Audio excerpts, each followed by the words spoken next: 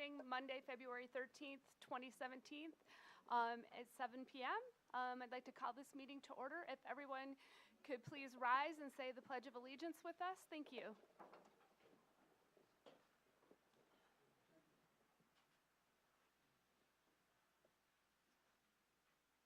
Pledge allegiance to the flag of the United States of America and to the republic for which it stands, one nation, under God, indivisible, with liberty and justice for all.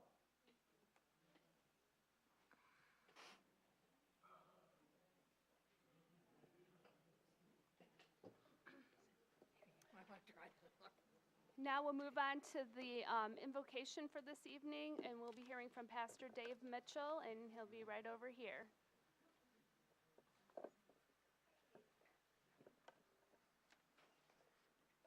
I wanted to open up prayer tonight, especially honoring, this is Black History Month, but a quote by Martin Luther King Jr., and then I'll pray. Darkness cannot drive out darkness. Only light can do that. Hate can't drive out hate. Only love can do that. The ultimate measure of a person, a city, or a nation is not where they stand in moments of comfort and convenience, but where they stand in times of challenge and controversy. Faith is taking the first step when you don't even see the whole staircase. Father, we thank you tonight for your direction and guidance, that we come here in a spirit of love to build a community, to bring forth positive words and statements that are burning in our hearts, to bring forth your goodwill and your purpose in our community. We thank you for all the decisions that have to be made in direction from this point. We thank you for your guidance. In your precious name, amen. Amen. Thank you. We're going to move on to item number 3, roll call. Gladys? Cole? Here. Hess? Here. Moore? Here. Tarney? Here. Bianski? Yes. You have a quorum, Your Honor. Thank you. Moving on to item number 4, we're to public comments.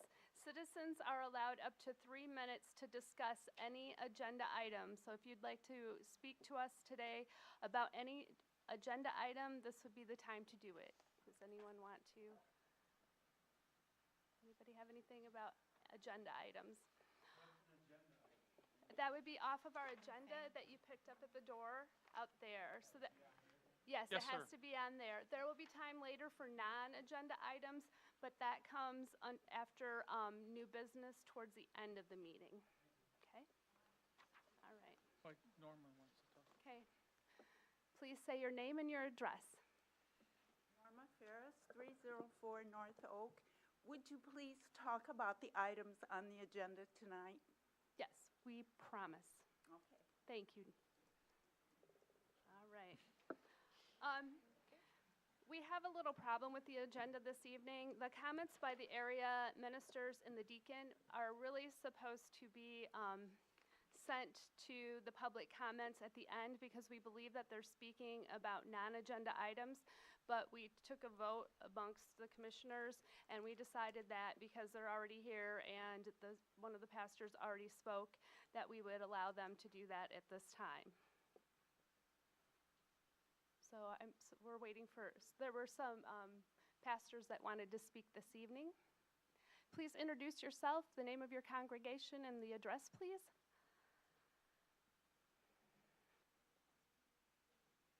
My name is Pastor Taylor. I pastor the Mount Zion Church of God in Christ in Buchanan, Michigan, right up on the road there. My concern is for the church and the community that wherever they're going to put that is so close. We're a community here, and we wouldn't want anything in our community where our children and everything, because as I come in up there, I notice up the streets there, I forget the name of the store up there, they got empty spots there. And then they got parking lots. They could park and do whatever they want to do. But if you try to put it down by us, that means you got to put in a parking lot. And I'm pretty sure y'all going to have to zone that, right? Yes. That's Have correct. to be That a is zoning. correct. Has to Right. go to the planning commission. Right. Yeah, that's going to have to be a zoning. Yes. So I don't know how, what it calls for zoning by a church. I know it's probably got to be so many feet or whatever, I don't know, because I know when I built our church, we had to go through zoning and all that stuff to get everything right. So, and I know it's probably going to have to be commercial too. That right? Right. It's going to have to be commercial. So Yes. I know you got plenty spots up there that's We're aware of that. There's two- commercial that you Yes. could put it Yep. up there. We're So aware. our concern is, my church is there, right across the street down from me, there's a church. Right in the back of me is a church. A couple blocks over, there's a church. Right over here is another church. And then right from us is the Jehovah's Witness Hall there. So we're right there in the community, and we wouldn't want that in our community. Thank you. God bless. Yes, thank you. Yes, and we're aware of all of those things. Thank you. Okay, thank you. All right, moving along, we're going to approve our consent calendar. Do we have any? Oh, okay. Okay, I'm sorry. We have a few more, I think. I thought they would just hop up. Go to the microphone. Okay, okay, yeah, sure. Commissioner, my name is Glenn Paul Boyan, I'm pastor of New Good Hope Missionary Baptist Church on Fulton Street. I just concur, I understand what's going on, but we just want to press it on your minds about how we feel about the location. That's the real big issue with us, is location, location, location. So that's what we want to keep that on your mind, keep that fresh on your mind, and don't even consider that area. That's all we're saying. Thank you. Thank you.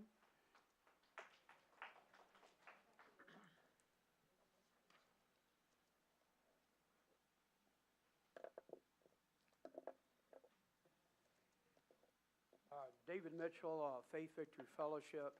We're a township, but it does involve the area.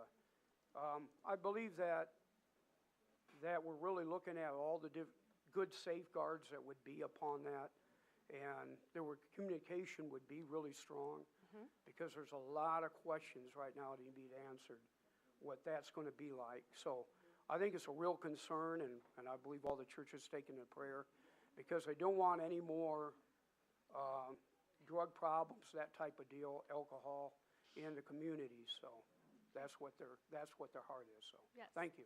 Thank you. Don't forget about the meetings this coming Thursday and Yep. and Monday. Thursday and Monday. Yep, 2 of them. Also, I'm going to ask all attendees if you could please refrain from talking when someone's at the microphone. It makes it really difficult for us to hear up here, and we're trying to make sure that we record what everybody says. We want to make sure we get everyone's opinion, and you can really help us by keeping your comments to in between times. Thank you. Was there anyone else from the churches this morning or this evening? Sorry. Okay. Okay. Sure. Okay, can you repeat that? I'll reiterate what I said at the last meeting, that the North Side community, we do not want this marijuana dispensary in our neighborhood. We've tried to express that to you very, very seriously. We don't want the area rezoned or any changes to try and accommodate this dispensary. We don't want it. Like I told you before, we lived through a drug-infested neighborhood. It was horrible. We do not want anything associated with that. So that's our concern right now. And like one of the pastors said, there are other buildings in Buchanan that you can put this dispensary, so that it's not in a residential neighborhood. It's not between 3 churches. And I will say this, and I hope that the commission will take a look into this. Saturday a week ago, down the street from Diane Robinson, a guy OD'd. 2 years ago Christmas, a girl OD'd down the street from her. Then we had a young boy from our neighborhood. His grandmother lives across the street from me. It'll be 2 years in August. He OD'd. You know, you had a drug raid back in the spring. 2 homes there. So we know we have problems there. We would like the city to investigate that, see what's going on with that, because we're such a small community to have all these drug overdoses and to have people selling drugs. It's not like it used to be. It's It's not the nightmare that we lived through before, but there is a problem. So if the city could check into that, do a study on that, however long it takes, and get back to us. But the bottom line is, the concerned citizens who are here tonight, we do not want that dispensary at the corner of Bluff and Redbud. Jeannie? Thank you. Jeannie, could you Thank you. state your name for the? Oh, I'm sorry, Jeannie Harris, 320 Bluff Street, Buchanan. Oh, Thank you, very good, Jeannie. thanks. We're just trying to keep track of everybody. All right, we'll move on to the consent calendar. Oh, one more. Okay, we made an exception this evening for that particular topic for the pastors to speak this evening as part of the invocation. So if you're a regular citizen and you would like to make a comment regarding the dispensary, we're going to ask that you wait until the public comments in section 9, and you'll also be allowed 3 minutes. And it's not just comments for the dispensary, it's also comments about anything else related that people feel are important to let us know. Thank you. All right. Are we sure we can move on to the consent calendar? I kind of jumped the gun a couple times. We're going to move on to the consent calendar. Can I get a motion to approve the consent calendar? Also moved. I'll second. Roll call, please. Hess, Yes. Moore, Yes. Carney, Yes. Bianski, Yes. Cole. Yes. Unanimous, Your Honor. Thank you. All right, moving on to item number 6.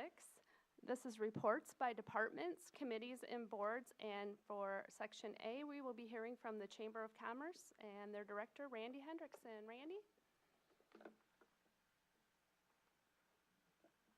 Good evening, Mayor and Commissioners. Thanks.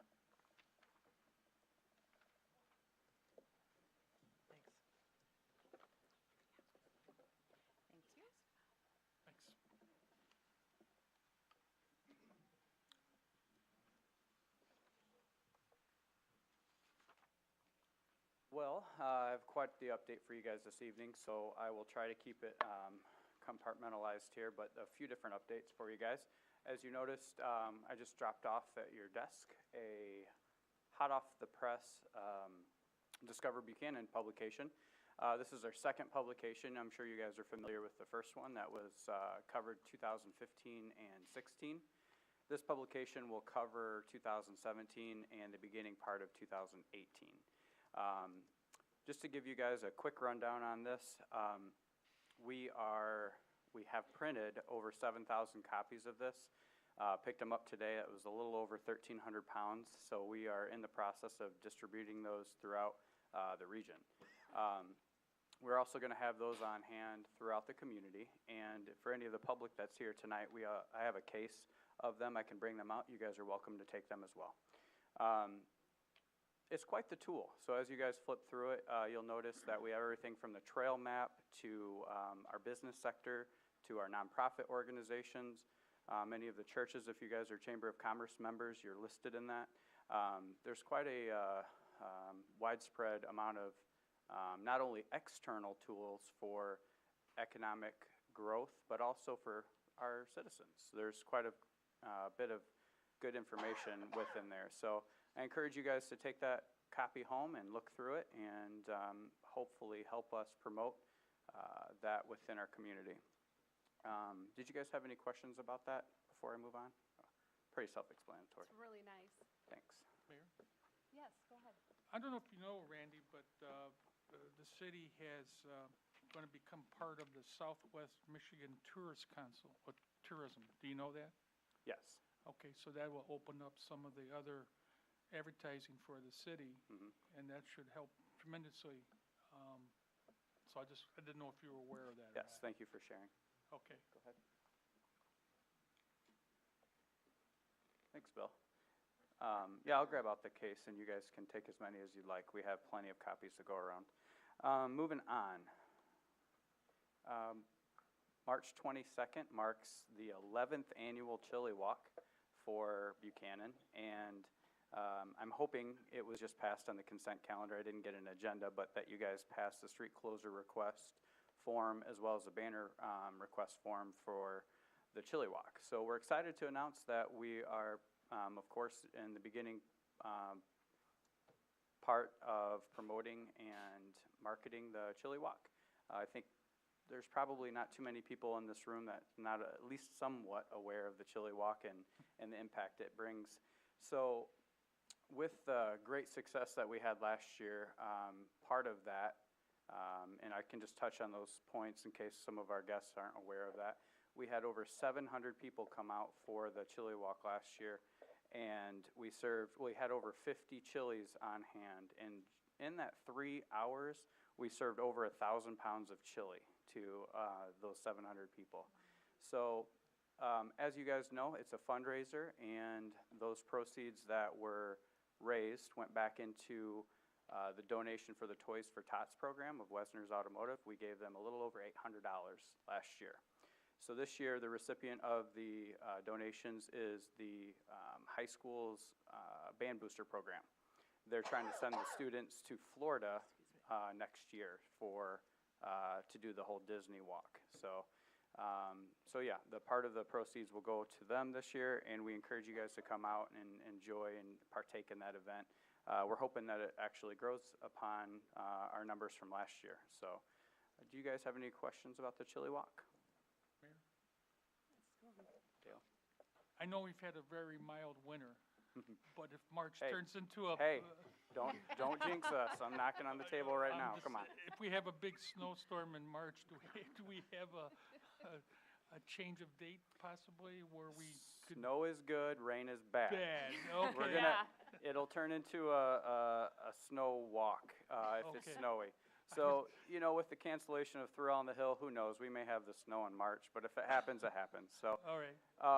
one thing though this year was we are actually encouraging a lot of the, participants to come outside of their buildings and serve the chili either on the sidewalk in front of their building or in more of a common space.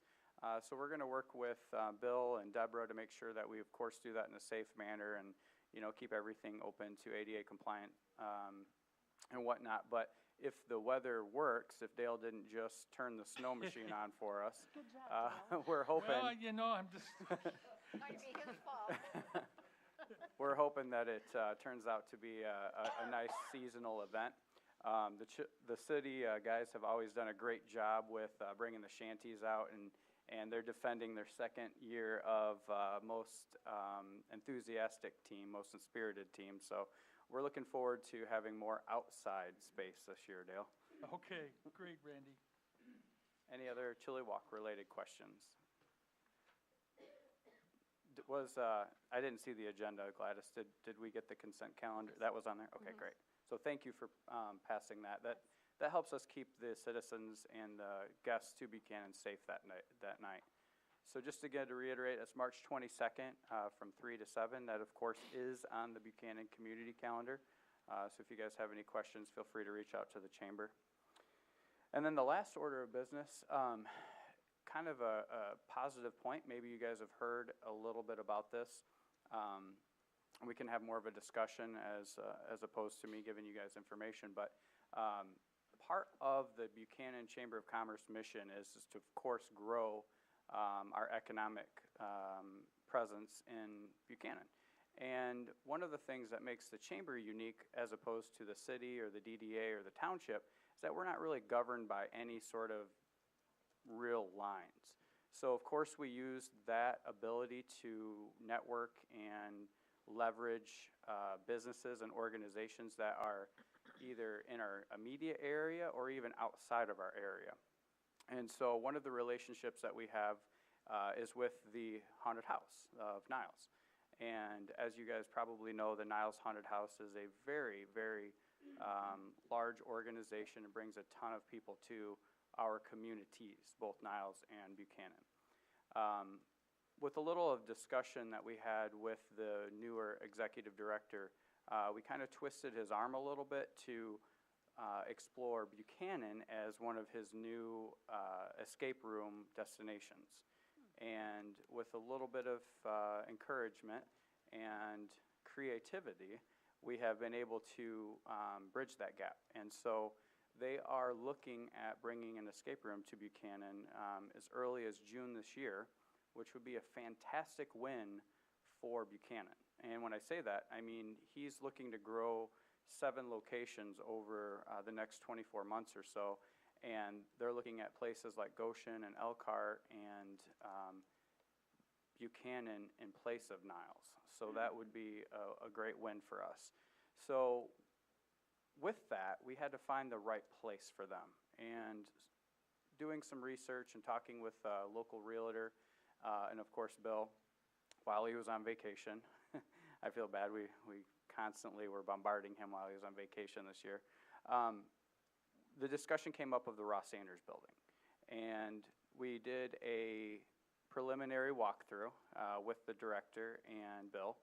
And it appears that Ross Sanders would be a wonderful home for an escape room in Buchanan. So again, I'm hoping I've caught you guys up now if you haven't already heard some of this. And I entertain any questions or concerns or anything that you're interested in hearing more about. There's probably no details right now as far as how many days would be used, what the cost benefits would be for the city, or what the rent would be for the Niles haunted house. There's probably none of that available right yet. Is that?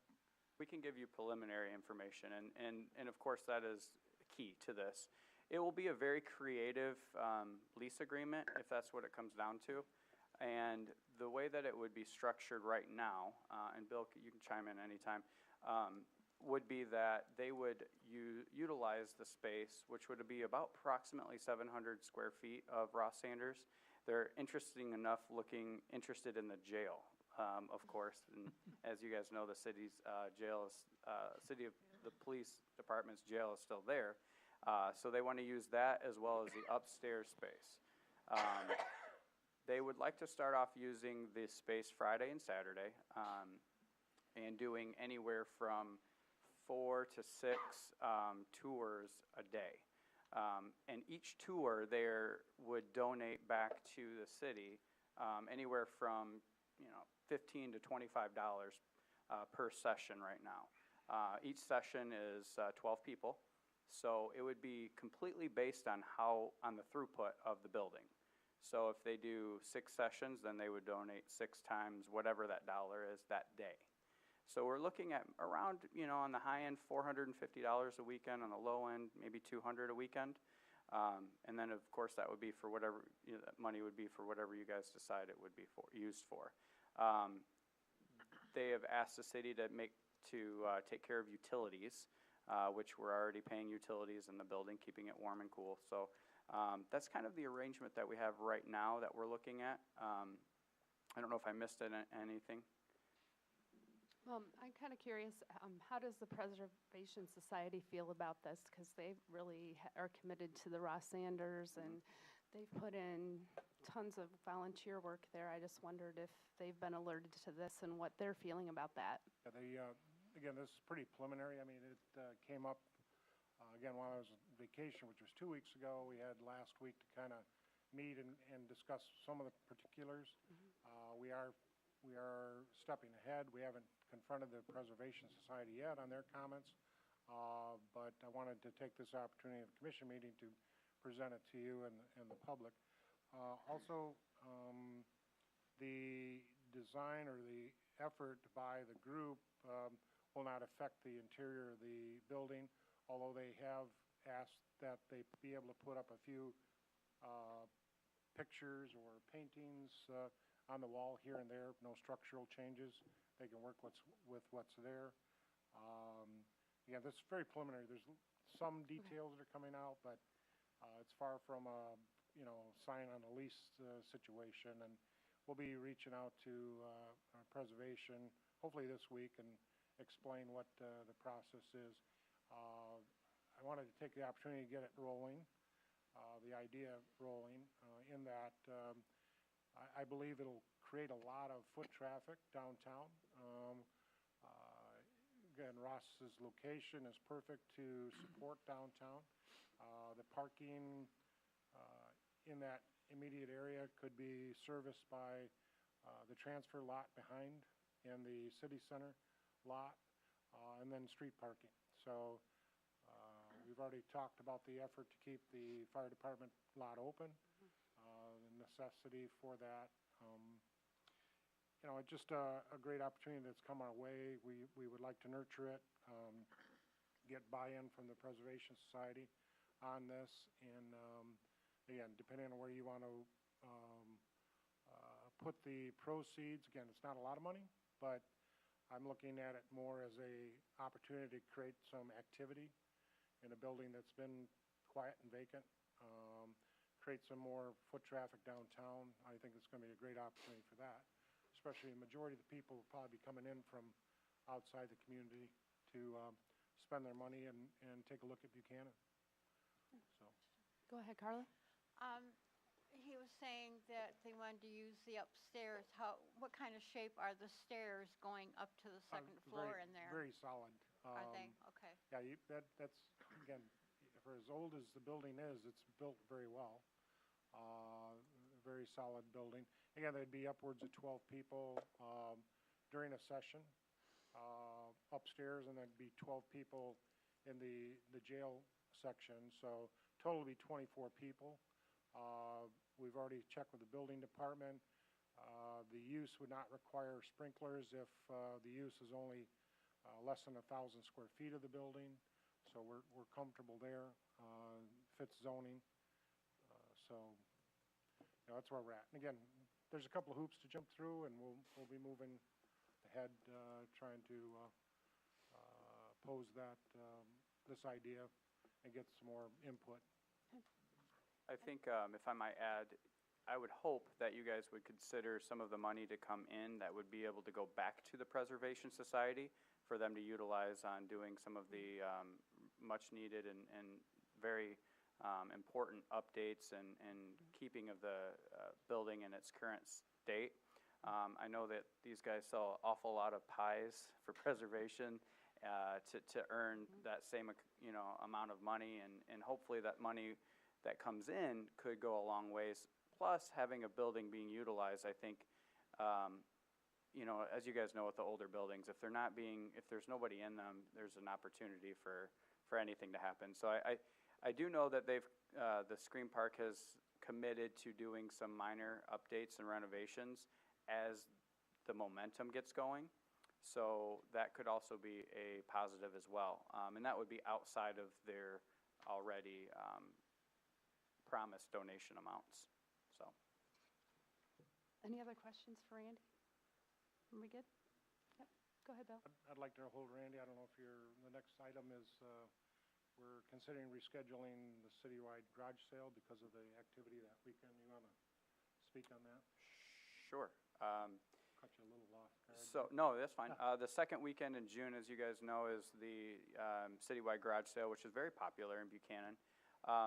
One of the things that has kind of transpired over the last few weeks from a motorsport perspective out at Redbud, a couple of years ago was the last time that we hosted, when I say we, Buchanan, hosted the off-road truck series, the National Off-Road Truck Series. And it's back, and that just so happens to be the same weekend. Not only are they bringing in thousands of people into town that weekend, but it also just so happens to be the Buck Teen Reunion weekend. And we think that hosting the citywide garage sale could be a bottleneck, if you will, for some activities that may end up coming into downtown that weekend. For instance, the Buck Teen group is working very hard at bringing a car show into the community, whether it be down at the high school or downtown or wherever. And the truck show is also looking at bringing a truck show into our community as well. So I would make a recommendation that the commission take a different look at a different day. I don't have a suggestion other than maybe the first weekend. I don't know, Bill probably has a suggestion before I would. So just wanted to make you apprised of that situation and let you know that that might be an awful experience for our citizens and guests coming into town if we try to do that all on the same day. Go ahead, Dan. The Buck Teen event, what exactly is that going to do? And that was the whole reason for setting the rummage sale that got destroyed by scheduling and rescheduling. And then we set the date for that. The motorcade or the Redbud thing's gonna be out there at the north of town, and we don't get any traffic, you know, really, for that in town. And as far as the Buck Teen thing, that would have been up to them to look at the schedule for what's going on in the city, because when you start moving that stuff around, that's when you lose, you know, and the rummage sale's been dwindled down to nothing anyhow by moving it around and cutting it from Thursday through Sunday to Friday and Saturday. So, I wouldn't be able to agree with moving the date. I don't think you're gonna have, you know, a catastrophic traffic jam anyhow. I just don't see it happening. I guess my question is when they decided to do the, Buck Teen thing, did they look at the schedule for the city? Probably not. I don't, and you know, historically, the Buck Teen reunion, and I'm just speaking from, it's always that always that same weekend. Sunday. However, they're planning on doing some activities downtown this year is what is the additional thing that they're looking at doing, so. Just on Sunday? They want to have a Saturday. cruise in, Yeah. classic car cruise in. May I add, the National Monster Truck Rally Organization contacted the chamber with interest of presenting a show downtown as well. And so now we have two organizations, Buck Teens organizing a cruise-in on that Saturday, the 10th, I believe. And then we have the Monster Truck Rally wanting to display and present some of their trucks that'll be present out at Redbud here, so. On Friday. On Friday. So we could have a busy weekend, and I think, you know, we could create some interesting problems for ourselves by running the garage sale at the same time. And will this appear next year? We don't know, but it has appeared this year, and I think it's worthy of consideration to adjust the date for the garage sale. Just to add, we haven't confirmed the car show yet. I think we're 3/4 of the way there, helping the Buck Teen group. So if you guys wanted to table this until our next commission meeting, we will probably have more information then. Yeah, we have a work session on Saturday, so we'll go ahead and talk about the garage sale and work some of those, if that's all right with everyone. Yeah. Okay. Anything else, Randy? That's enough. Thank you very You're much. welcome. All right, everyone, we're still on item 6 on our agenda, and we're going to be hearing from Reliable Disposal right now. And Bob, your last name is Diorce? How do I say that? Okay, great. If you want to come to the microphone, introduce yourself, and then we need you to let us know when you would like Gladys to run your PowerPoint too. We got the hand signals down. so All I right. think we're good to go. Excellent. Anyway, Mayor and Commissioners, thank you for the opportunity to come down and spend a couple minutes with you and talk some trash. So we're going to talk a little recycling too, but I come down every once in a while and wanted to share some facts with you and about some of what's going on in town with our program and the citizens and what's new at Republic. Again, my name is Bob Diorce. I'm the Municipal Services Manager for Republic here in West Michigan. So I have an office in Stevensville, and I've gotten to know people here in Buchanan over the years. So I wanted to share a couple trash facts. Did this get distributed? Yes. Okay. Yes, we have So that. I Thank just you. want to share a couple things with everybody. In 2016, we collected 1,150 tons of garbage from the city. That was all disposed of at Southeast Berrien Landfill. And it represents about 37 pounds per home, which we do a lot of other municipalities, and that's about average. So you're doing a good job getting that cleaned up. We also collected 125 tons of recyclable material. So that represents about 19 pounds per home per pickup, which is actually very good. It's about 4 or 5 pounds higher than our average of recyclables that are picked up. The concern that we have a little bit, though, is, our program for recycling is optional. You don't have to have recycling.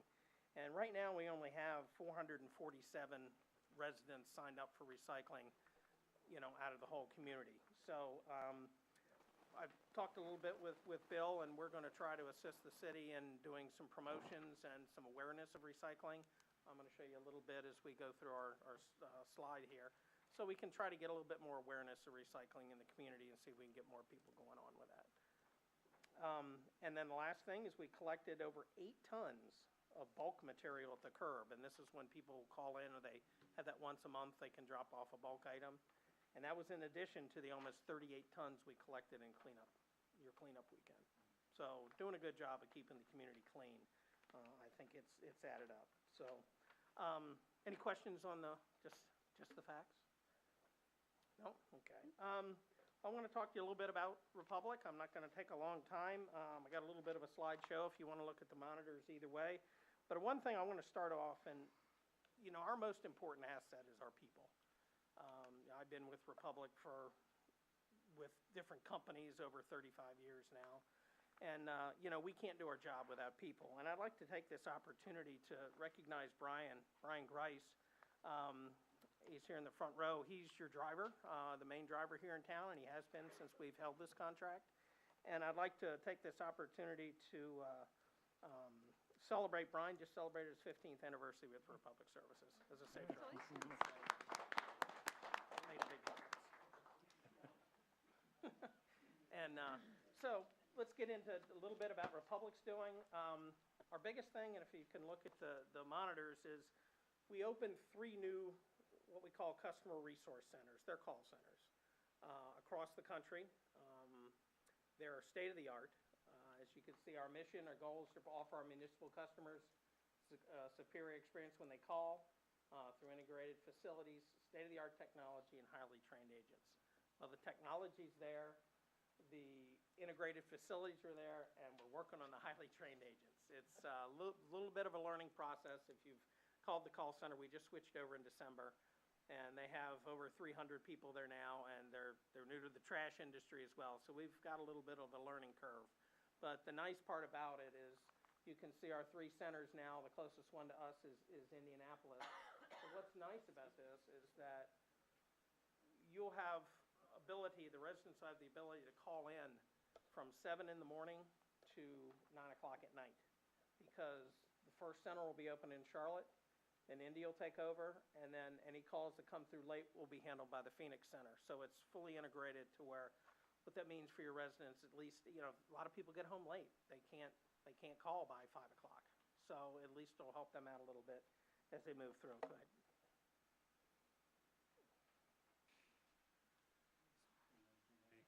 All right. It'll be quick. We can just kind of walk through this. But this is a state-of-the-art facility. It was modeled after the Google facilities and the offices. They all have stand-up benches, 2 screens, and it's actually quite fascinating. When you call in, it brings up the local weather, it brings up the account history. It's actually very, very nice the way it's handled. So I've been down there. Actually, part of my job is to help in the consolidation of our local units into that unit, and I've been working on this for the last 4 or 5 months. So it's getting there. It's quite a nice facility. I think there's one more on. Yep, this is it. Okay, so go ahead and hit it again, and this will be the next thing we want to go through.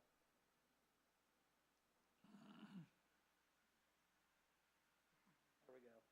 The other thing I want to just let everybody be aware of, everybody here, and let the community know, we'll get some things out, is My Resource.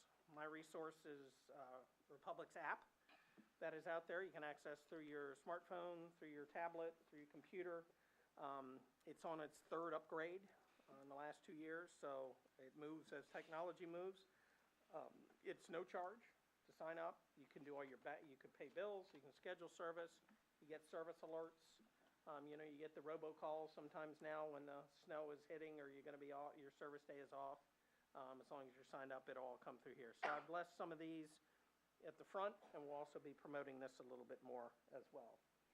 And the last thing is just to kind of go through, just to let the city know, we've added universal recycling of bulbs and batteries. That's all you can see there's different bulb programs. and battery programs that are available to residents and to businesses and to the city. The next one should be, go back one to recycling. Okay. There you go, perfect. And you'll find this information. This is the upgraded program for the all-in-one recycling right now. And you can see participants needed. We'd love to get more people to go, but just make sure everybody knows the recycling is what we call all-in-one. You can put your paper, your plastic, your glass, everything right in the same bin. No need to separate it. It can all go right out at the curb, and we pick up every other week.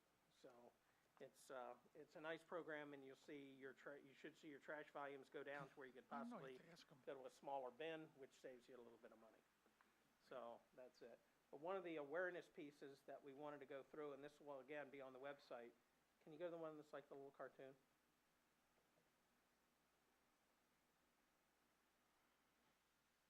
One more, right there. Okay. And this is a program that we're trying to just make everybody aware. You know, everybody kind of the all-in-one recycling is so easy to do. You just take it and you throw it in. But what that's caused in convenience, it's caused in some headaches as far as contamination, things not being prepared properly. So that drives costs up and really has people looking at programs. There's a lot of programs that won't take glass anymore is one of those reasons. So the dynamic has changed. So all we're trying to do, and you'll see this come out, there'll be some inserts and bills throughout the year, but we're asking people to be aware when they work with their recyclables is to, clean out your ketchup bottles, clean out your bottles, and flip them over and let them dry if at all possible. Get that excess water, get everything out there, make sure they're clean before you put them in the recycling bin. It's amazing the difference that it makes when you take a little bit extra, a couple extra minutes just to prepare your material before it goes in there. It'll help in the long run as these facilities work themselves through. So you'll see that in the around the city, and in some mailers and inserts as we send them out through the year. And I think that's about it. I forget if I got one more or not. Yeah, and just questions at this time. Okay, Dale? What about small batteries? Mm-hmm. Can we put those in the all-in-one recycling? Not in the recycling bin, but that's where the battery program would come in. And how does that work again?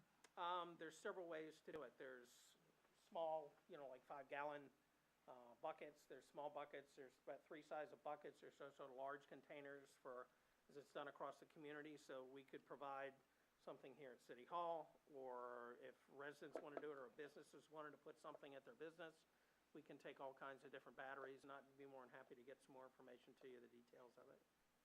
Okay, so contact City Hall for Yes. information on that. Yeah, we just rolled it out just this fall and putting a big push into it now, and it's actually been quite successful so far because it's kind of nice. It's a mail-back program. Right. You mail the first one back, and they send you an empty right back, so you always have one and can always load it up, and it's actually pretty simple. is And what they do. there's always a lot of little batteries. And of course, You'd be amazed at how Yes. many you end up with. And, just think of every, couple times a year, you're changing your batteries and your smoke detectors. Right. I mean, just those are going to add up to 4 or 5 at home. so so it makes quite we'll a bit be of able to, another month or so, we will get that information, and we have to sign up online for that, or through City You Hall? can, or I can work with the city to set it up for you. That's not a problem.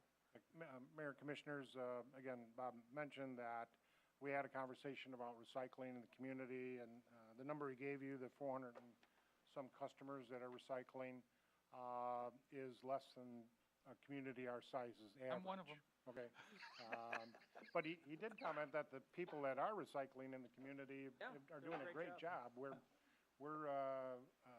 pushing some numbers that are equal to, say, a 70% usage by a community. So there's room for a lot of improvement there, and that's one of the projects we'd like to take on to try to bolster that participation in the community with Bob. And there's an opportunity for a recent volunteer that we see at City Hall to take on that role. She might be hiding behind the booth over there, but I think that would be a great opportunity for her to work with Republic and help bolster the community's activity in recycling for us. So. Okay. Carla? Yeah, I was just going to ask, I have several members in my family that are diabetic, and I will not throw the needles in my regular trash. And I see you say a mail-back program. Do we get something that we can Yep. mail The them in, information or? is available on our website, republicservices.com, or I will get some information down to the city, and we can have some on I'm the sure counter. there's a lot of people in Buchanan that has the Yeah. same problem. They really don't want to throw them in the No, trash. I agree. you No, know. and then that's exactly what it's for. It's for home needle use, that they can be disposed of properly and safely. Okay. That's great. Those are big items. Well, these are things we didn't have a couple of years ago when No. I came down to see you. So Yeah. that's Yeah. kind of why, we're still moving that way. And, the things about the recycling, that's what we like to do and what we'll try to do. And that's all part of our service, is to try to help you with some of the awareness. So anything we can do for you guys is, Thank you. we're here. Thank you much. I Great. appreciate it. Thank you, Bob. You want to take a question? Yeah, go right ahead. Last year, Waste Management made $8 billion off the recycling program. What? Recycling thrown out? The recycling program is what we're talking about right now. Okay. My question is, and I do 9.5 years in recycling, so I heard that. Why should we pay $10 a month for you guys to have another process section?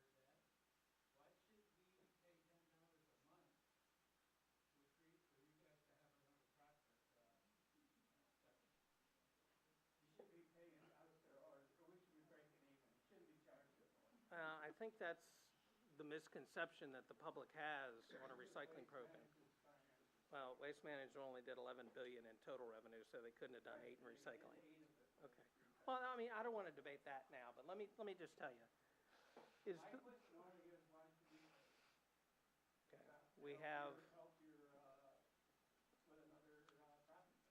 well, we're in business to make money. Now, we're not going to, shy away from that. Recycling. Yes, and that's why there is a charge for it. We have a truck that's $250,000. We have a man that gets paid well over $30 an hour with benefits. We have containers. We run a route. We also have to take it to the processing facility. The processing facility charges us to process the material. Okay? We don't own the local processing facility. Republic does not have a facility local. Our closest facility is Fort Wayne and Indianapolis. We go to a third party in Elkhart, Indiana. Okay? They charge us for the processing, and and they will make money, but then they have to handle it. So there's quite a bit of cost in the program. Can I, Sure. can we get your name, sir, so? Oh, yeah. My name's Ron Carr. I live out in Reinerson. What's the address on Reinerson? 602 Reinerson? Okay, Very good, thank you.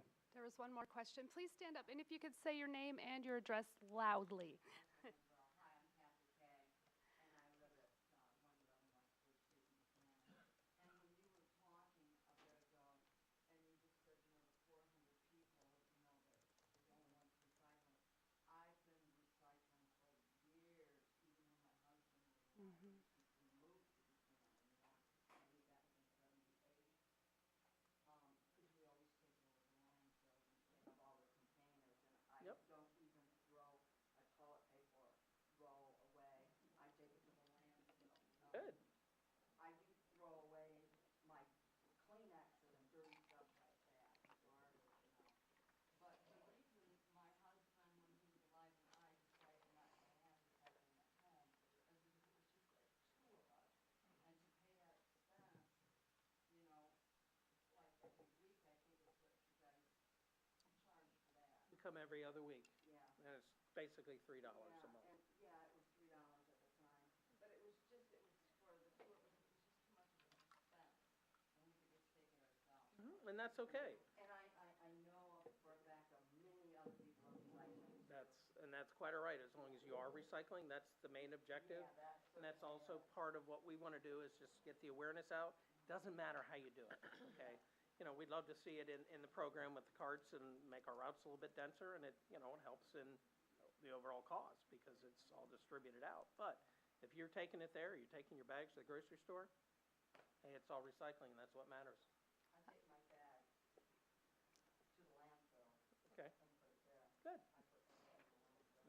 That's Okay. great. Well, thank you for your allegiance to recycling. It'll make a difference down the road. Thank you, Bob. Thank you very much. If anyone else has questions for Bob, he'll be hanging around. You can catch him afterwards and ask any other questions that you have for him. And in the meantime, we're going to move on to item number 7, unfinished business. We're going to consider Resolution 2017.02, authorizing the loan from the City Perpetual Care Fund to the General Fund, Department of Public Works, for purchasing a 2017 John Deere wheel loader in the amount of $165,000. And I'm going to let Bill explain a little bit about that. Mayor and Commissioners, again, we've had this need that has arisen because our present loader has been failing. Again, I know there was a discussion that about putting this on the goals and budgeting for it, but at the time those discussion occurred, the wheel loader was performing adequately. Okay, it's failing, and we need to do something about it.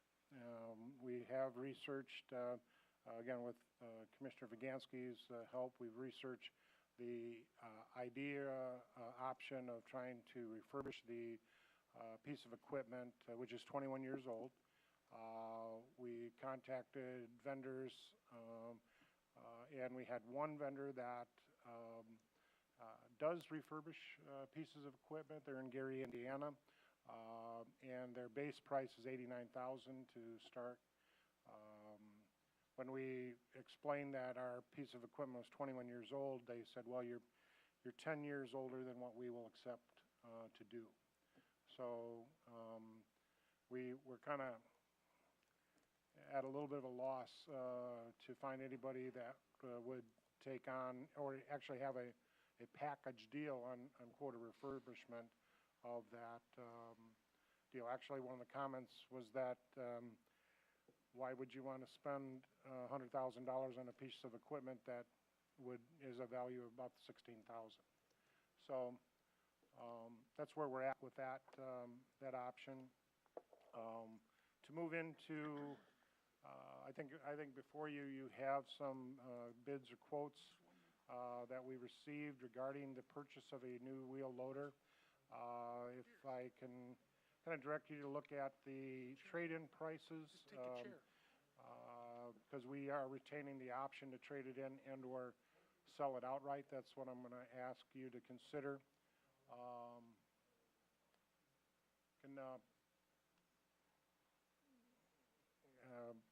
So if we have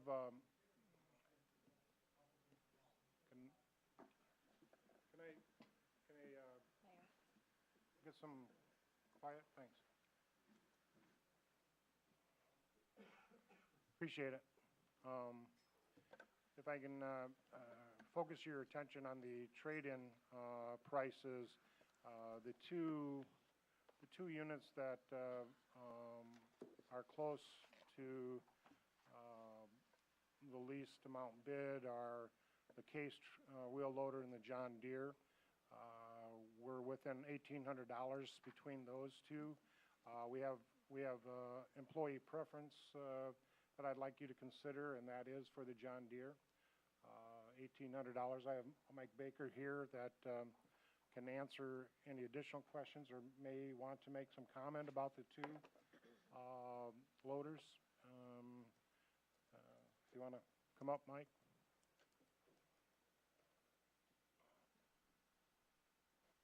I don't know what you guys want to hear about it. I can tell you that it is not the most fancy thing you've ever seen. It's going to get the job done. I personally run our loader downtown and do the downtown cleanup. I'm sure Alan has noticed a difference in the snow removal downtown, not getting pushed all the way to his building. I know it's appreciated. If you were to go ride our loader now, there's a big def tone from the motor coming. These new ones are so much quieter. Dan, you know, with all the emission stuff, they've toned them down so much you can't even hear them run. I've driven all three. I went last Friday and drove a Case. It is a very nice loader. It's a little less stable on its feet, if you will, on its wheels than the John Deere. The John Deere was by far the stablest, the most powerful unit that we test drove. The Caterpillar, as far as operator friendly, the Caterpillar cab had the luxuries. It was laid out. You could sit way back in the seat, which I prefer, not to be all up on the steering wheel, but as far as visions, you can see out of all of them very well. Like I said, the John Deere just was a little bit more stable for me on its feet. When we pile snow or salt in our barn, when we get truckloads of salt, I have to run it clear up in the top of the barn because we have a small salt shed. So if you've ever seen the salt piles, they're stacked way high, and that doesn't get there from the trucks dumping it. I have to run it in there and run it up. We noticed that the Caterpillar was a little bit more tipsy-turvy on its feet for some reason. I don't know why. They're supposed to be the same machine. The Caterpillar also has they do a hydraulic transmission now. It's a hydrostatic transmission, and everything else that you run on those loaders are from the hydro system. So I felt that it pulled a lot of power away from trying to lift. When I was pushing into a pile, a lot of our work is done. You push into a pile, you lift up. I had to stop one or the other function if I wanted to go forward more or raise and lower the machine. The John Deere has what they call a reel transmission. It shifts like a car. The Caterpillar shifts like a vehicle as well. It has a hydrostat on top of shifting gears to make it go down the road. They all have automatic transmissions. The Caterpillar and the John Deere have a seat. Everything's built, the pilot controls are built right into the seat, so when you bounce in the seat, everything goes with you, so you don't get the bouncing and the jerking down the road.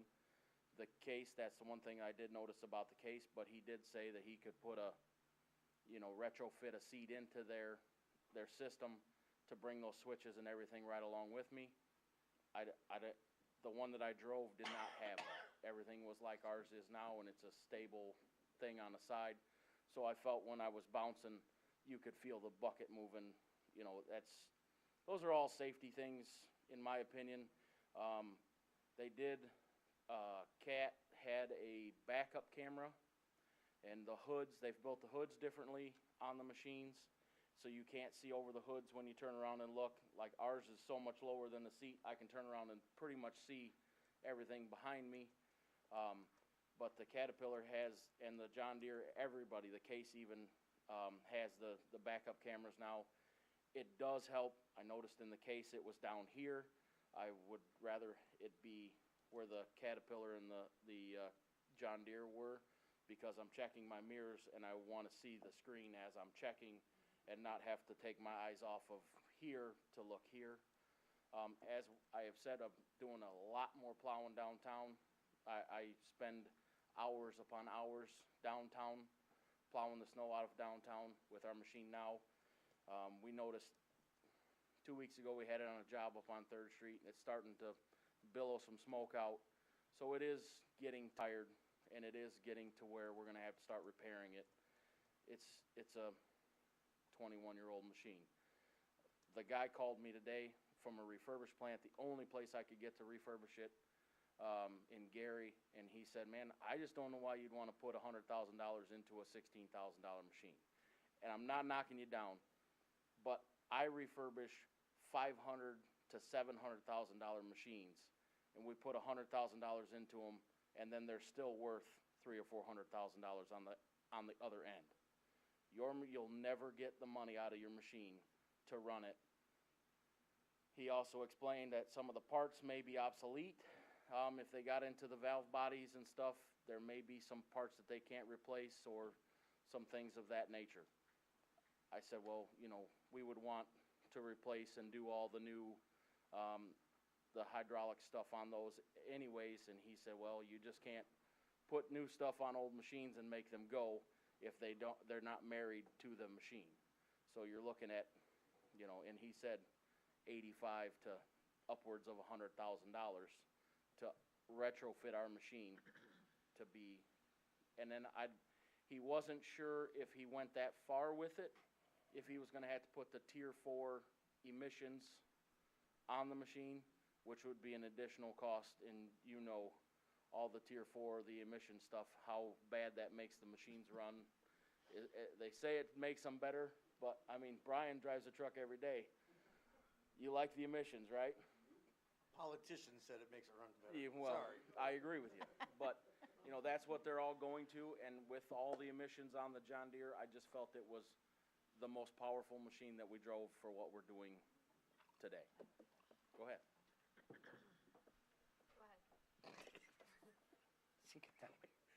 Can you go smaller? What is it, a 2-yard or? We're running a 3-yard bucket. That's what we have on our machine now.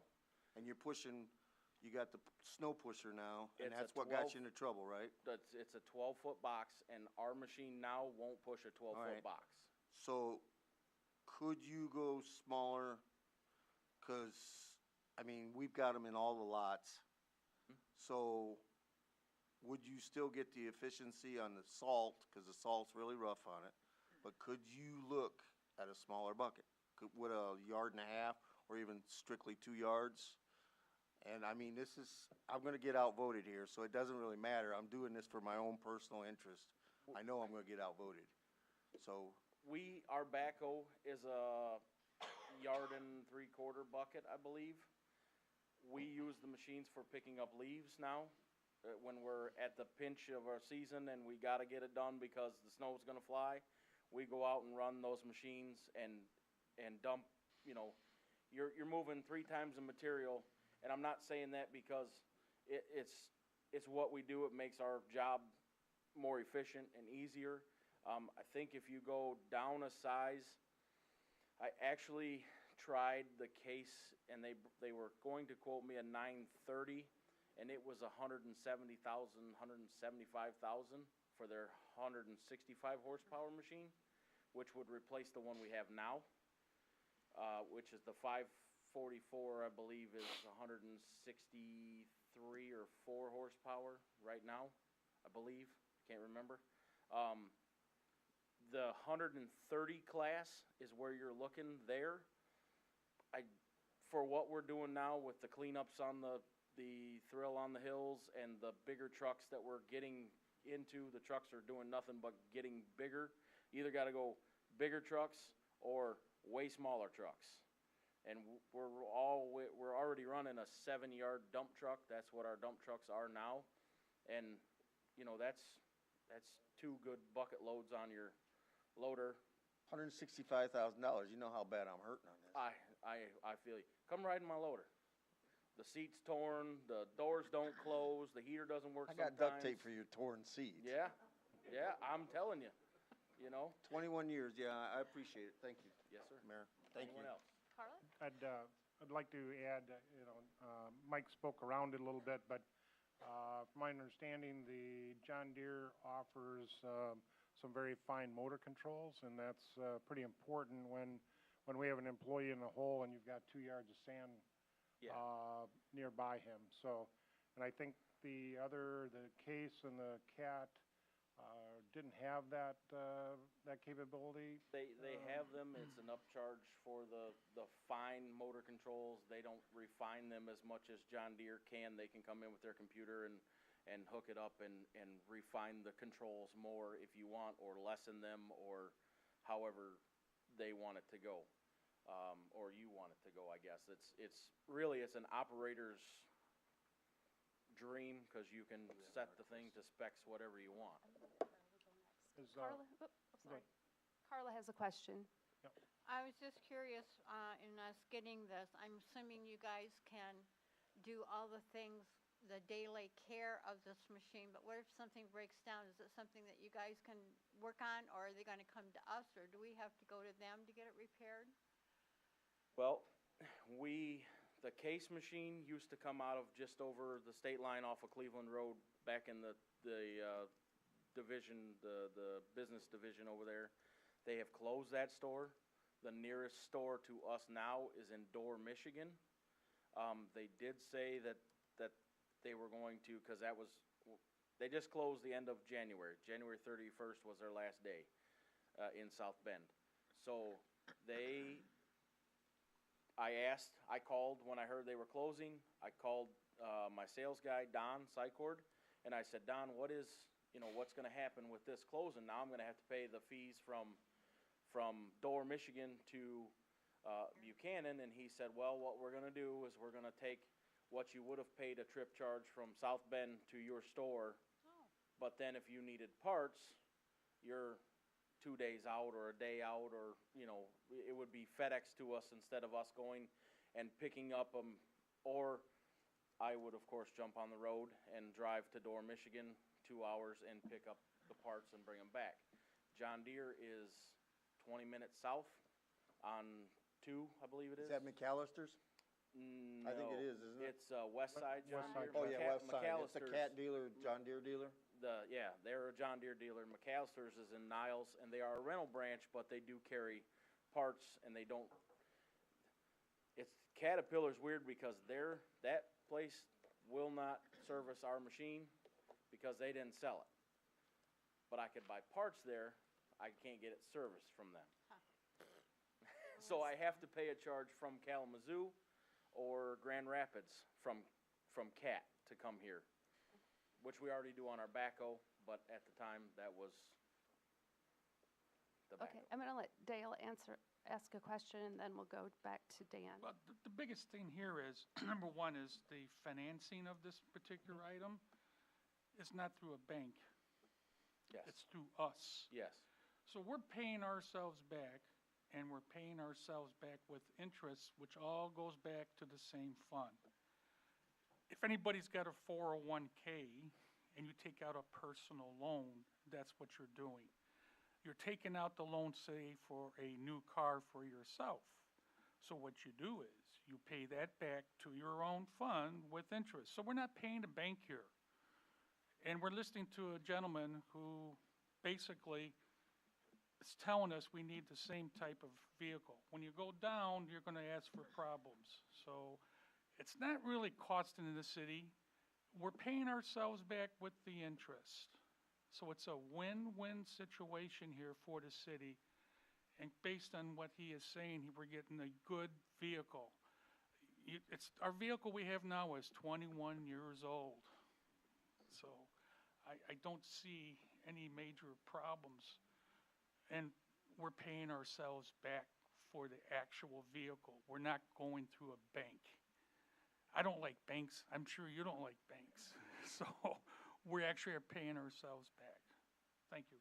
Okay. Dan? I wasn't going to bring it up, but Julie would argue with you about borrowing money from your 401 or any other way. You just don't do it.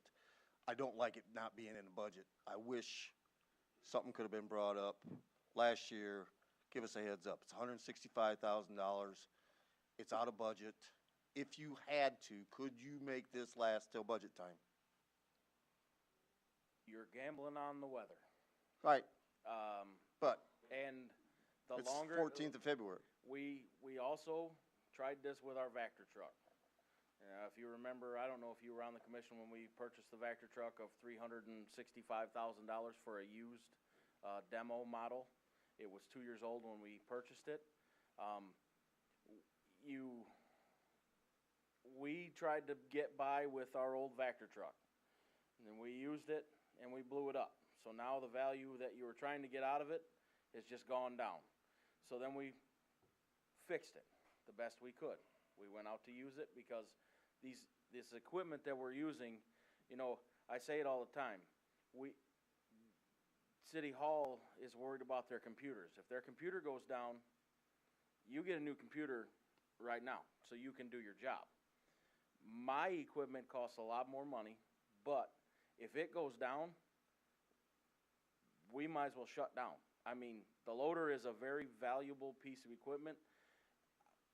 I'm not going to say we could make it, and I'm not going to say we couldn't make it.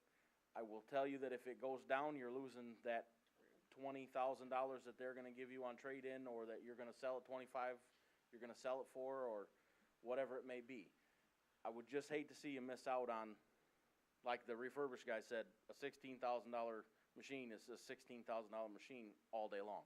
Okay, well, my real question was, are we gonna develop a relationship for more service with them down there at West Side, do you think? We because do of it? have, it does come with a 3-year service warranty thing that it has a GPS unit in it, and when it hits its hours, all the machines come with it. When it hits its hours, they send a guy to serve. They call me up and say, hey, Mike, I need to get your machine serviced. When can I get to your machine that you're not using it? Or, we need to get it scheduled in the next 100 hours. But what about some of the other stuff we got? Like, Anything that we got? I mean, do we have a relationship with a large mechanic? our leaf Anything. vac, our Bell equipment come and took it and had to fix it. I just got back from Detroit last week. I spent Tuesday, Wednesday in Detroit with our Vector truck, because it went down. And Well, that's what I mean, though, is West Side gonna be able to do some of that, Absolutely. so we don't have to go, okay? They came and worked on our vac machine. When our vac machine was down, Okay. we were having trouble with the radiator. I was calling around, beating my head against the wall. It has a John Deere motor in it. I said, well, I'll call them. He came up, spent, I think, an hour or two with me after work. We worked on it. He said, you need a new radiator? I said, okay. He tried to order me one to have it the next day. Couldn't get it, but I ordered one through ODB. They sent it, and I installed it. We have worked with West Side for a long time. They sell us our cutter blades for our plows on our trucks, our big trucks. What else? We do a lot of business with them just on saw blades and blades for our trucks and things of that nature. We've always done business with West Side John Deere. All right, thank you. Okay. All right, and I think if we don't have any more questions, I need a motion. I'll make the motion that we authorize the loan from the city perpetual care fund to the general fund Department of Public Works for purchasing the 2017 John Deere wheel loader in the amount of $165,000. I'll support. Okay, roll call, please. Can I confirm that's the resolution? Yes. Yes. That is the resolution? Yes. I would, Okay. Thank I would like to add a section is that we also include the ability, an option to trade and/or sell outright our present loader. Do we need to amend that then, or no? Yeah. Just Or add it, how would- and then I'll go ahead and second that.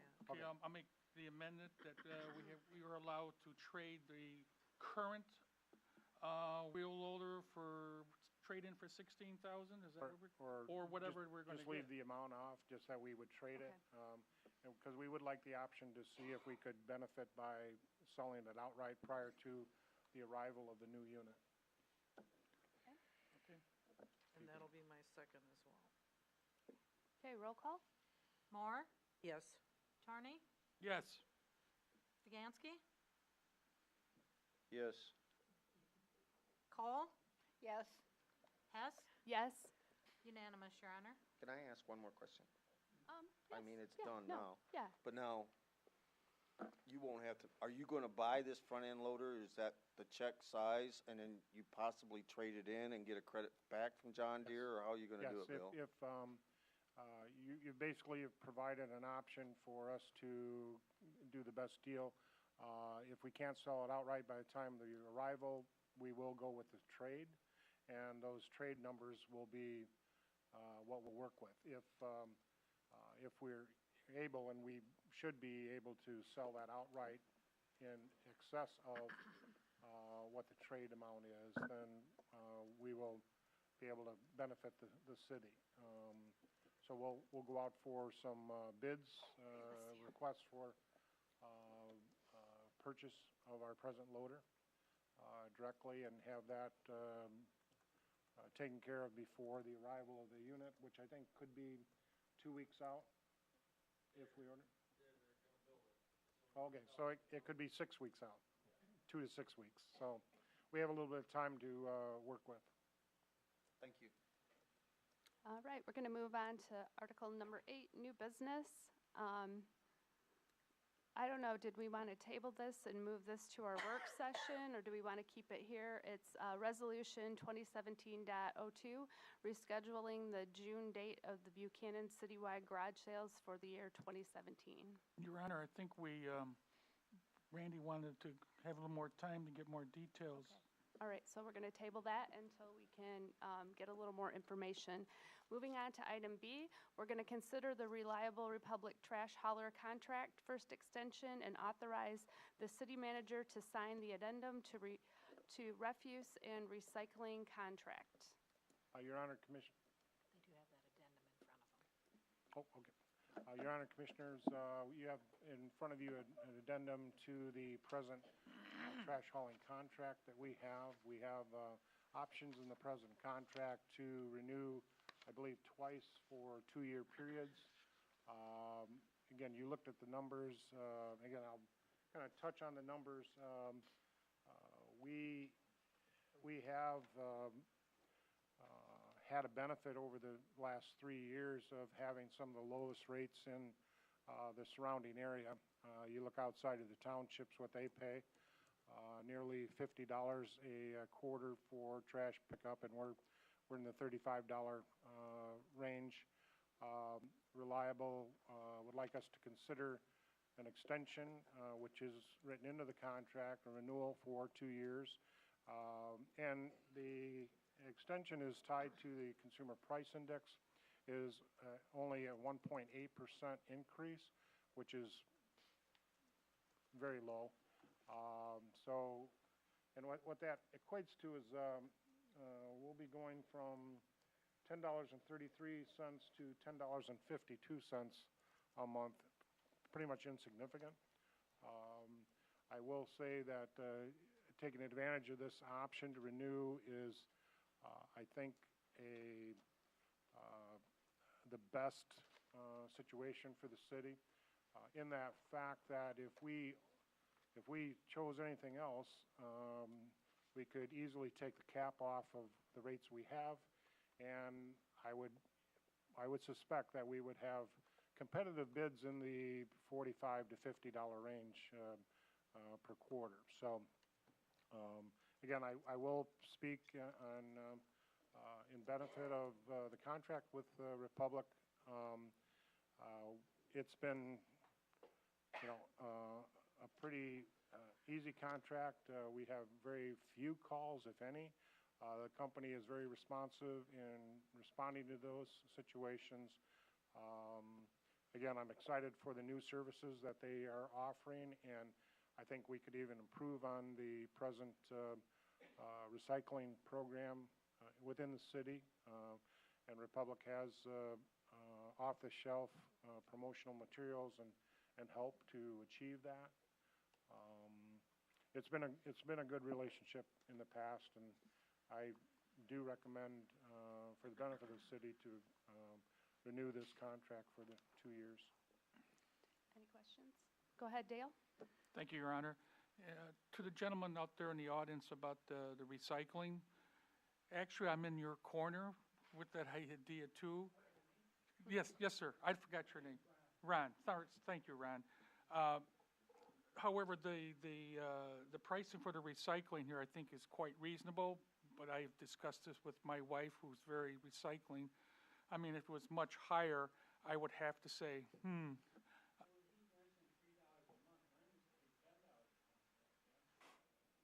Well, right now, it's $3.17 per month. $10 a billing cycle. Right. So it's $10, I think, yeah, thank you, Dan. It's about $10 a billing cycle, which I think that is quite fair. Yes, they're very good.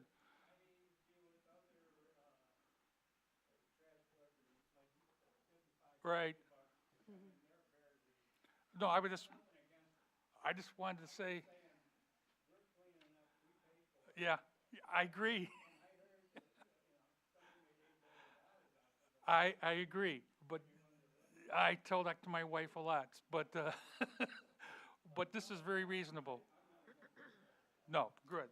Either am I. I just wanted to say that I think along your lines, and I just wanted to go. That was only my comment, Mayor. And One thing that I didn't know, even though I've been a resident for many years, is that it's because we're all covered by the same trash hauler.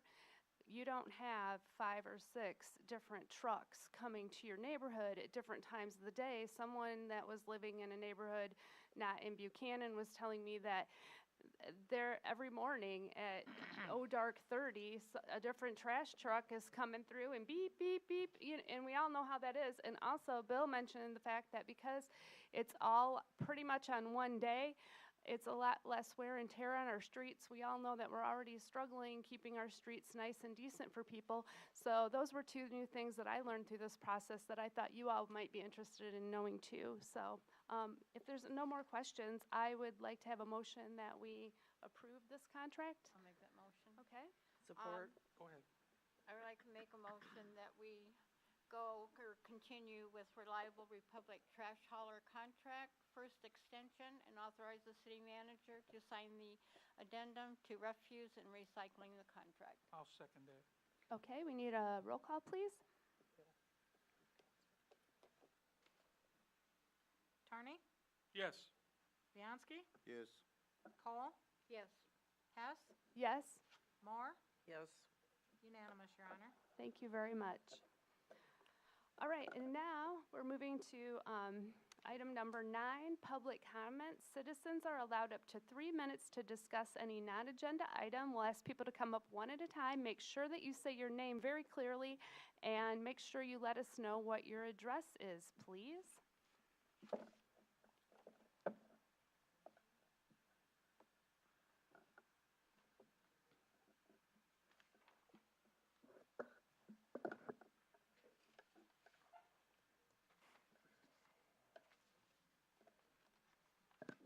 My name's Ronald Carr, 602 Ryan-Nerson.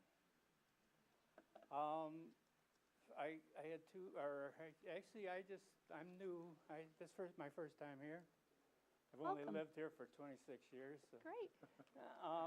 I'm confused with the way the process works. We don't elect the mayor? You guys pick the mayor? Right. Is that some sort of a city thing for just our city? Is that different for other cities? Is it the size of our city? Why Yeah, is that? we have what's called a city charter, and it's the blueprint for how we run things, and it's part of our city charter. I don't know what ordinance is. Do you have a problem with me specifically?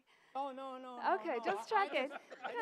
You know, we can go out for, well, just we can didn't go know out how for it coffee and talk about it. I just didn't know how it worked. Yes, that's how it works. Yeah, and I did have several residents ask me, well, I didn't vote for you. How did you become the mayor? In fact, my own mother said that. So yes, that was a very good question. Thank you. Well, right. The only reason I do have a little deal maybe about the fact that you're not totally responsible as the mayor to the voter, but that's Right. not a big deal. Right. I didn't know about the marijuana dispensary. Mhm. I'm familiar with them. I know what they are. I know what they're for. I've seen cities, Kalamazoo. I don't know if they ever even got started with one. Battle Creek, Bangor, who had them and were closed down. Now, whether they were closed down by the city, by the police chief, by the state police, by the federal government, I have no idea. My question is, why does Buchanan need a marijuana facility? Well, and that's what we're here to decide, why and if and how. Right. And so, Why do we need one?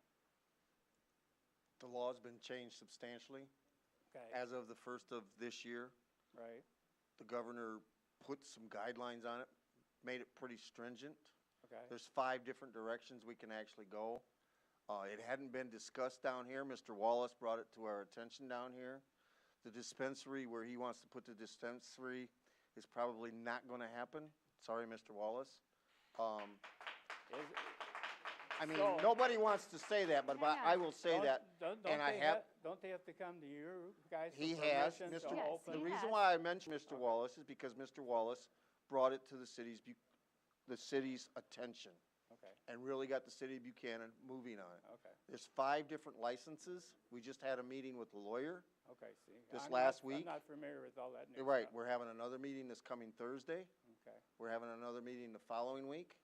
And we'll be voting not just on a dispensary, but we'll be voting on whether we want to allow medical marijuana to come to the city of Buchanan and what direction, I'm sure it's already we want to here. go with it. Well, But, yeah, okay. so, Okay, then my point would be then our only benefit would be if it's a profit center. It's Correct. another business coming to Buchanan, which I'm certainly not against that. Yes. I'm Correct. not against, and I'm glad you said about the location, because it seems to me that putting it over here is kind of trying to hide it away. If it's really for business to make a profit, then I think it should go right up there, 3 doors down from the police station. Thanks, sir. Okay, Every time- thank you, and your, That spot's been empty for 10 yeah, years. and I'm sorry, but your 3 minutes are up, but if you'd like to stay after, sorry, Your Honor. thank you. Your Honor, may I say Hang on a something? minute, I'm gonna let, Commissioner Turney has a comment. Ron, I don't, forgot what's your last name? If I may I call you Ron? This is Dr. Carr, the retired dentist. Okay, yeah, we're well aware of the other facilities up on top of the hill. There's 2 of them, actually. There's also the old medical building that was, what was the doctor's name? Dr. Brown. But that's why we're having these discussions on Thursday and also on Monday. And, right, I do agree with Mr. Vernansky, the commissioner over there, that we're 3 doors down from the police station. You know, we understand that we should.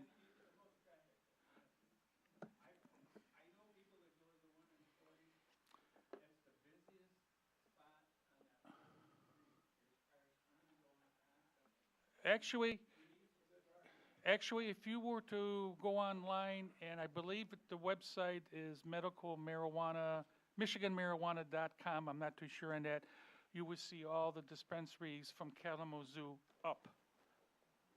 And there's quite a number of them. So, Okay. right, I just wanted to let you know. Okay, Sure. Thank you. Sure. All right, anyone else? 3 minutes. We need your name and your address, please. Go ahead. I'm Alan Robont, 114 East Front Street. For anybody who is coming on Thursday or next Monday's night's meeting, please read Michigan Public Act 281 of 2016. That will answer probably most of your questions, and it will make those meetings go much more smoothly.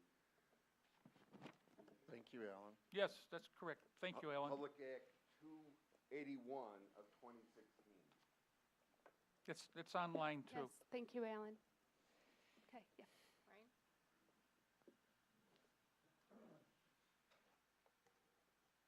I just have one thing, I don't live in the city. My name is Brian, and I do pick up the majority of the city here, and I just want to say thank you guys for everything. But I do want to say a huge thank you for the guys down at the DPW. We all work very closely together, especially during the winter time and when the leaves are around. And I just wanted to say thank you guys. You guys do a great job, and I just wanted to let you all know how well that they do also. Thank you. Thank you. It's Thank you. always good to Appreciate hear it. something nice. Thank you.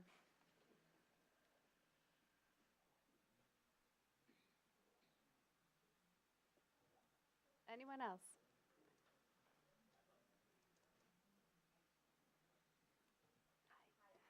Burns. I live at 808 West Front Street. I'm a social worker for hospice. We use medical marijuana all the time. It works great. My patients love it. I like seeing them being able to eat, being able to sleep, having their pain symptoms resolved. I love it. I just don't want it in my neighborhood. Thank you for your Thank you, comments. Vanessa. Okay. Okay, come on up. Thank you.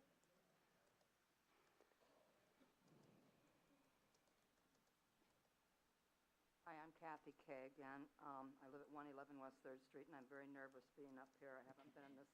That's okay, we are too. You're doing fine, Kathy. Yeah, I haven't been in this part of the building since my husband passed, only in there. But anyway, I'm against the medical marijuana being in our city, or even in our state, but there's really nothing I can do about that.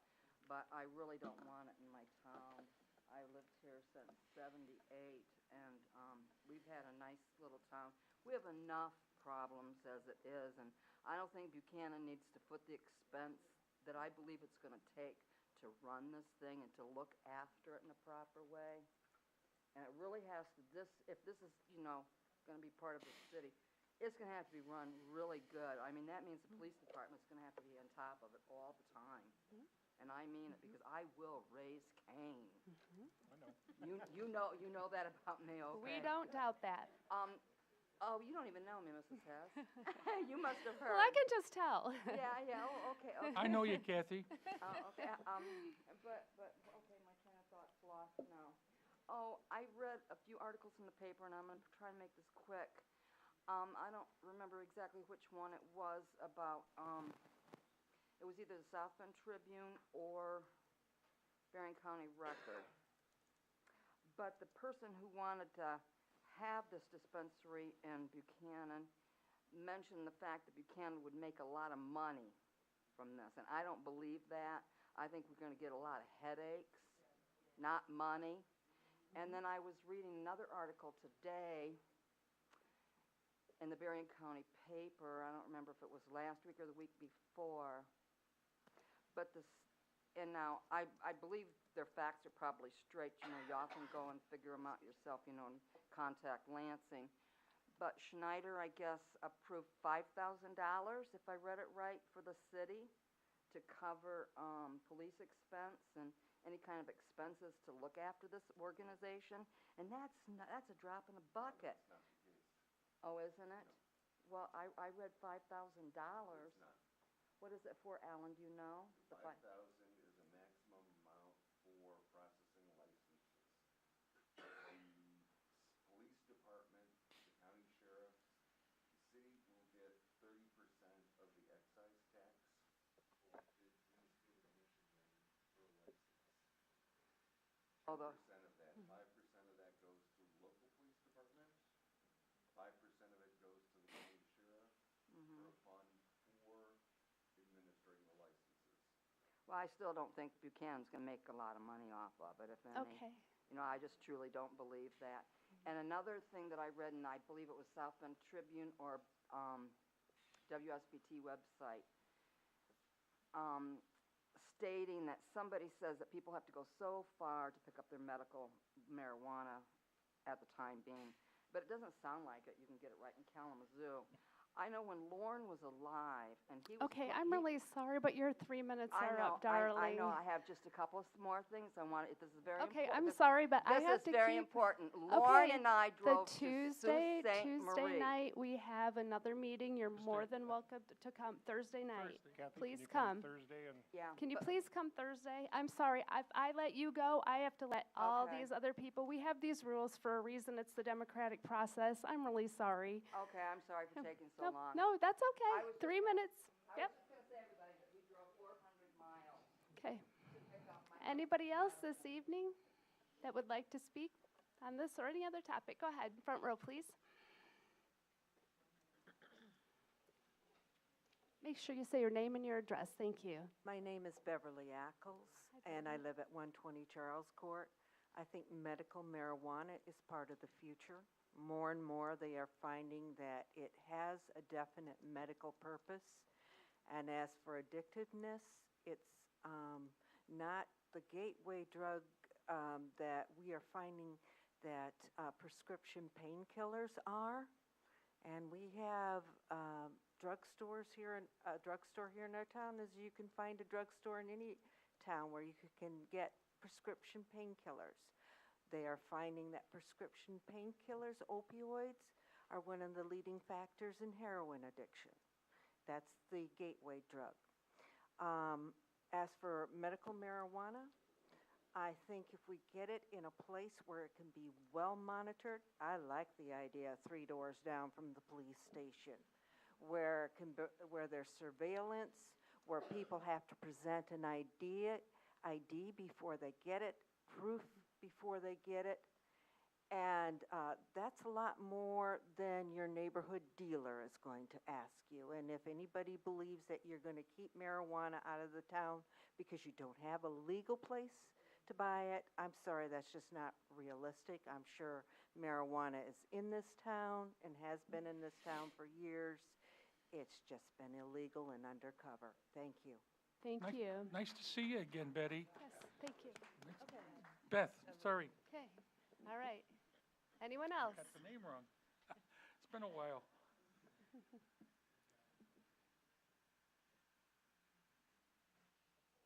Make sure you say your name and your address, please. I'm Myra Burgoyne, and I'm from 1045. I'm telling you my work address. I'm sorry. That's okay. I say it okay. every day. It's late. Anyway, I'm from River Shore Lane, so I'm in the township. 15975 River Shore Lane, Buchanan. And I've worked in the medical field, not as a physician or a nurse, but I've worked in the office for 20 plus years. And I agree that medical marijuana has its place. I just think it needs to be done properly. And I am not for a store coming to the community. There's already, they can get a green card, get a prescription, and get their medication. And as I hear it from the rest of the staff, that it's very helpful in a lot of situations, and I'm not against that. But I also wonder, is there a possibility of a petition that would be accepted or be allowed at the community meeting? Sure, yeah. If someone would like yeah. to spearhead that. We don't see anything problem, right? Is that okay? Yeah, you'd probably need, addresses and support Yeah, materials. my next question was, they probably need their name, their signed name and their address? Is that? Yes, I would believe that. Why don't you stay after the meeting, and we'll see if we can find out the particulars for you. Okay. Mayor, they Go should ahead. be from Buchanan, shouldn't Yeah, they? they would have to be probably from within the city limit. Okay, because I wondered if it would encompass Bering County or if it would just need to be. This is a city ordinance and a city Yeah. issue, so Okay. they would need to be city residents. So since I'm township, I couldn't sign it. No. No. Okay, that was my question. That's Thank okay. you. Thank you very much. Okay, anyone else this evening?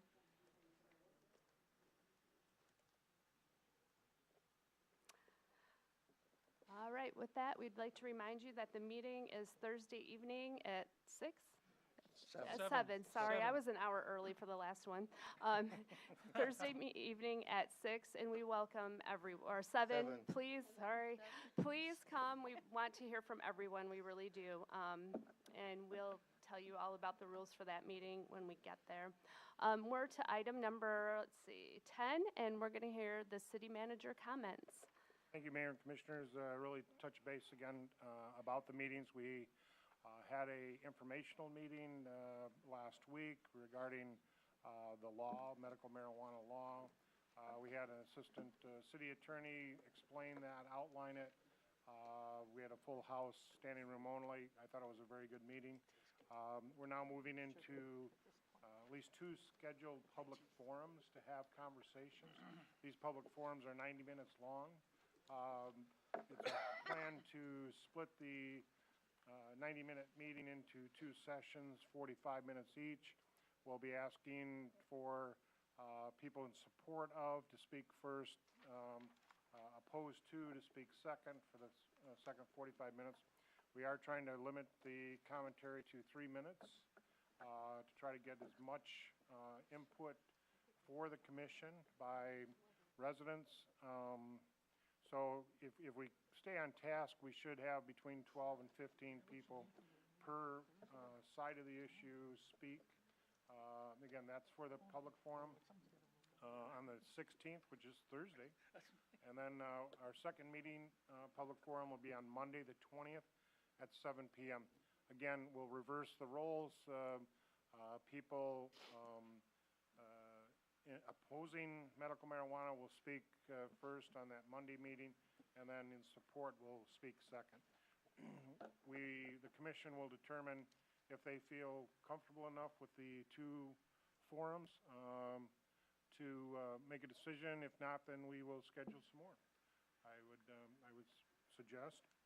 So, again, that's at 7 o'clock on those 2 days. There will be some request for respect and of each other's opinion. We want to get as many comments in for the commissioners' benefit during those two sessions as possible. Very good.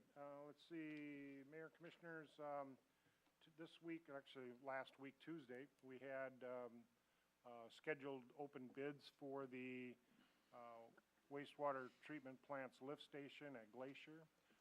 We had no bidders for that project, and that was to install a new service panel at that lift station, improving the safety of the wiring, which is presently contained inside the lift station. So what we are doing now, we're in the process of reaching out to some of the vendors to see if we can better coordinate their bids, and hopefully on the 27th meeting, we'll be able to present you with some options regarding that. We believe we will have at least 2 or 3 to consider at that time. We do have a planning session coming up this Saturday at 9 o'clock here at City Hall. Kind of a general discussion about goals and projects for the upcoming year. Let's see.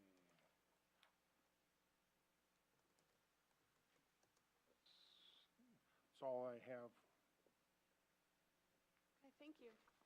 Okay, it's time for commissioners' comments. We're going to start down here with Commissioner Pat Moore. I'm just saying, sorry, I'm still getting over this respiratory thing, and I beg your indulgence.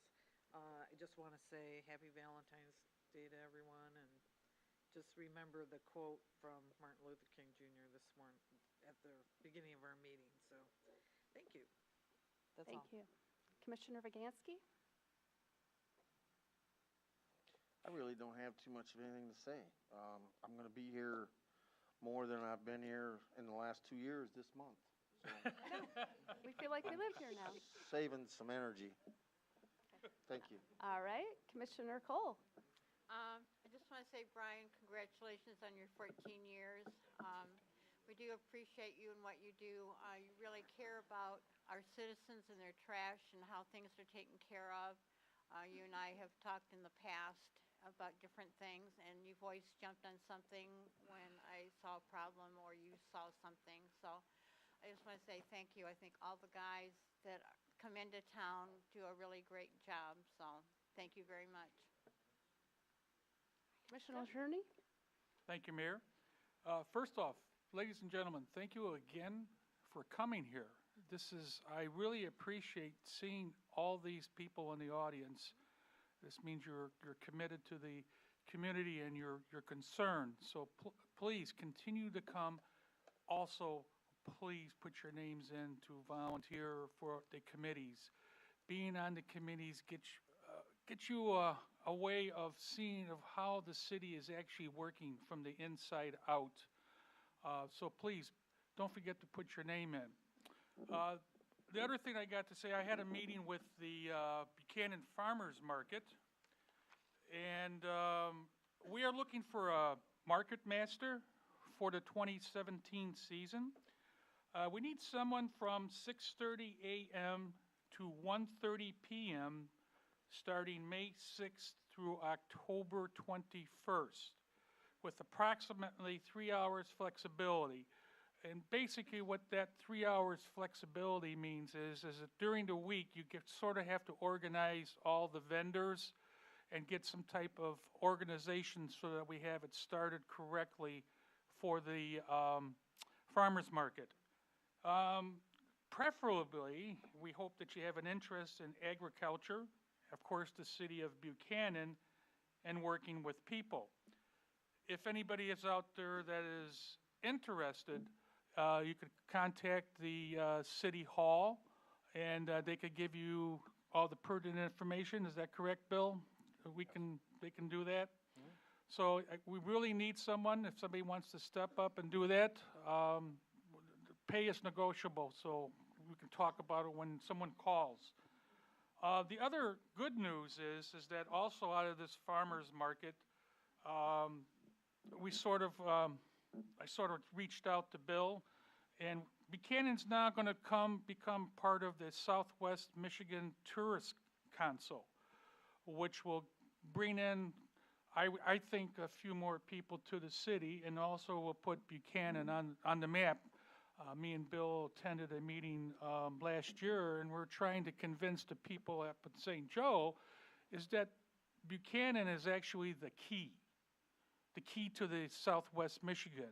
You start with us, and then you go to the wineries, and then you go to St. Joe, and that's sort of kind of their eyeballs kind of raised a little bit. You got that down in Buchanan. You got a trail too, and we mentioned that we're having a new winery was opening up. So hopefully, with us doing that, the advertising will help the businesses in the downtown area and naturally the farmers market. So I think it's a great step that the city is doing.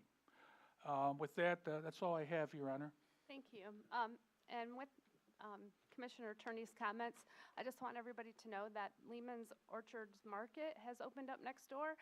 They were open for about an hour when I stopped by earlier this evening.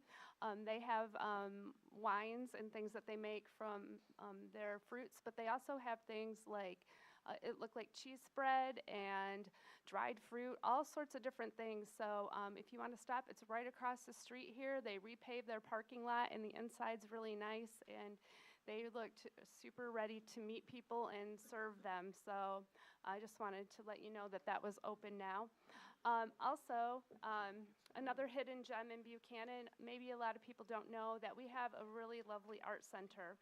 And the art center is, of course, a nonprofit, and they do a lot of work raising their own money. And coming up in April, they are having, they're kind of having like a themed fundraiser where they're going to sell things that local artists donate, but they're also looking for things donated by the general public, maybe things that you didn't produce yourself. So maybe you're not into pottery, maybe you don't make things, but maybe you have some old china, some serving pieces, some linens. Their theme is a table. I'll put this over there by the door because I'm not explaining it very well, and I think once you read it, you'll understand it a little bit better. But the Art Center does so much for children and adults. There's so many things to investigate there, and this is going to be a big source of their funding for their year. So I encourage everybody to look into at least coming to this and maybe shopping on the days that they have the event. So thank you. And with that, we're going to call to adjourn the meeting. Do I have a motion? I'll make the motion. I'll support. Okay. All in favor, say aye. Aye. Thank you, everyone.